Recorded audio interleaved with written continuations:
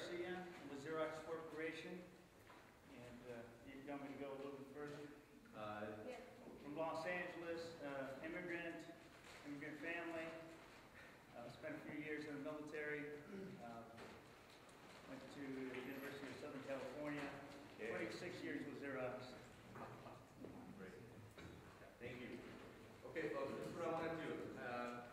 The theme, as we said earlier, is making a mark versus leaving a legacy. And I think it's an issue that's very, very interesting. It's a topic that I think a lot of us, including myself, struggle with almost on a daily basis. A couple of thought starters, and then I'll turn it right over to the panel. I don't want to monopolize this. One is something that I talked about at the session this morning, which is this immigrant mentality. I want to talk a little bit about how that influences the decision whether we want to make a mark or leave a legacy. Is there really a cultural commodity? And if there is, what makes that unique? Do we have a clarity of purpose because we happen to be immigrants, and perhaps we have a little bit of an extra drive to be successful, to leave a mark or to leave a legacy? I also want, hopefully the panelists will touch a little bit on, is the story of the immigrant relevant today?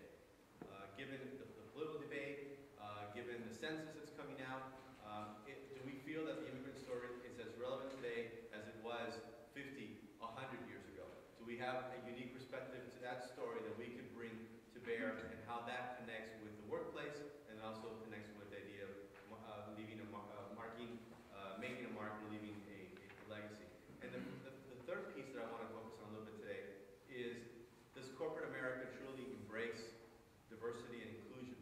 Does it understand the value of that cultural promise? Do we provide people with the opportunity to advance and succeed? Is it just a checkoff, diversity, or is it really a business innovation given today's global workplace and global economy? So those are the kind of the three areas that I want to focus on. I think those three areas kind of encapsulate the theme of today. And then, of course, want to bring in your perspective as well. So let's get right to it, and we'll start with Anna. She'll have a few comments, and then we'll move along the line, and then begin to have a discussion on it. Thank you. Thank you, Armando, and thank you again to CHL for inviting me out here to participate. I would say, if I take it at the broad perspective or understanding, I had the opportunity. I'm on a 3-hour time difference based on DC. And so this morning I woke up and it was 6 a.m. DC time, and it was 3 a.m. here. And so had a chance to... Well, we have coffee from Gardenia. I know, I've already had 4 cups, so thank you. I had a chance to watch a special on HBO. And because if you can't sleep, what else do? Watch TV, right? Or you get on the internet. And I'm a huge baseball fan. I mean, thanks to my mom, I'm a huge, huge baseball fan. And they were doing a special on Ted Williams. I don't know if anybody remembers Ted Williams or knows who Ted Williams is. If you're a baseball fan, you know who Ted Williams is.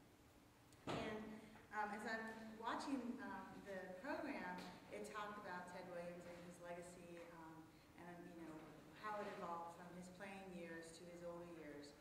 And it really made me think about legacy and mark, and how they're intertwined and how we understand what they mean. And as a player, he left what a lot of us still, and a lot of players still aspire to accomplish, and that's a mark on the baseball records. Of course, he's in Cooperstown and all of that. And then I thought about his legacy as they were talking about it, and he wasn't really a nice guy. During, a lot of people talked very negatively about him, that he was very aloof and didn't like the press and that type of thing. And so as I'm prepping all my notes and recapping what I was going to say today, I thought, this is a perfect story about how we, during our life, do things that people can write down in record books, or they can put plaques up on community buildings or name streets after us or whatever. But really, what are some of the things that we're doing to impact the communities that we're working with, or working in, or working for? And as you just heard me speak at the plenary session, I was talking about being a Latina in corporate America, and I would first have to say that it depends on the corporation whether diversity is a really active role of that corporation, or whether they're just checking the box. And partly to understand that is check in the box really comes if they understand what diversity doesn't mean. And that's, although we want to capture it and say diversity is, you know, the inclusion or the you know, idea of bringing different people from different backgrounds, ethnically and racially and gender-wise, together, really for a lot of corporations just means race. And how they embrace that is whether they check the box or not. And so as part of some of the work that we do at ASEP, we really try to push the envelope for corporations to really examine what they're doing in and around the diversity and inclusion area. And for a very long time, and rightly so, diversity was defined by race and meaning African American.